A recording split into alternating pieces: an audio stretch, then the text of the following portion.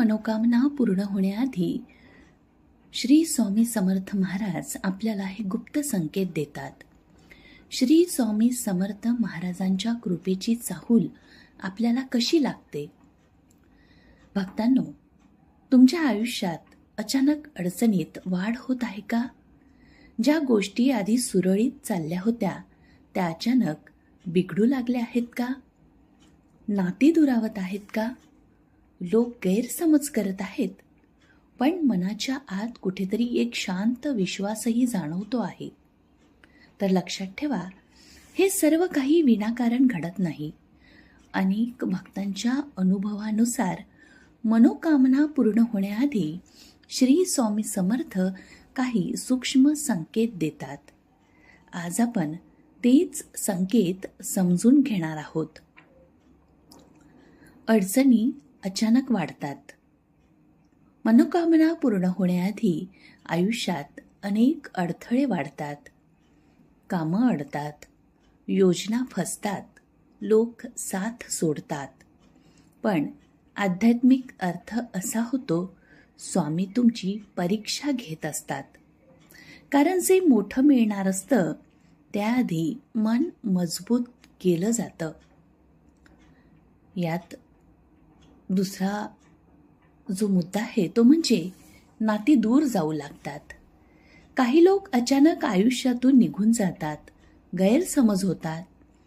हे वाईट वाटतं, पण कदाचित स्वामी तुमच्यासाठी योग्य लोकांसाठी जागा तयार करत असतात.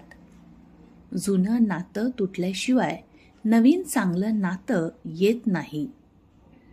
आतून शांततेची जाणीव होते. बाहेर वादळ असतं, पण आत कुठेतरी शांतता जाणवते. हा सर्वात मोठा संकेत असतो. कारण स्वामींची कृपा असली की परिस्थिती कितीही कठीण असली तरी मन मात्र घाबरत नाही. स्वामींचं नाव सतत आठवणं. अचानक नामस्मरण वाढतं. स्वामींची प्रतिमा डोळ्यासमोर येते. स्वप्नात स्वामींचं दर्शन होतं. हे सर्व कृपेची चाहूल असू शकते.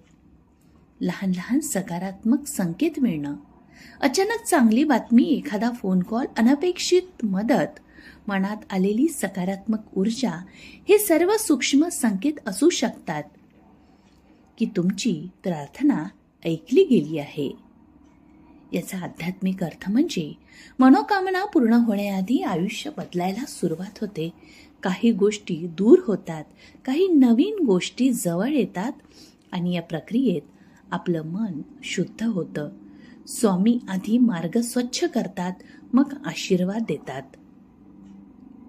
जर तुम्ही सध्या कठीण काळातून जात असाल तर कदाचित तो शेवट नसून स्वामी कृपेची सुरुवात असू शकते. विश्वास ठेवा, नामस्मरण करा, संशय करू नका. कारण स्वामी म्हणतात, मी तुमच्या पाठीशी आहे. श्री स्वामी समर्थ.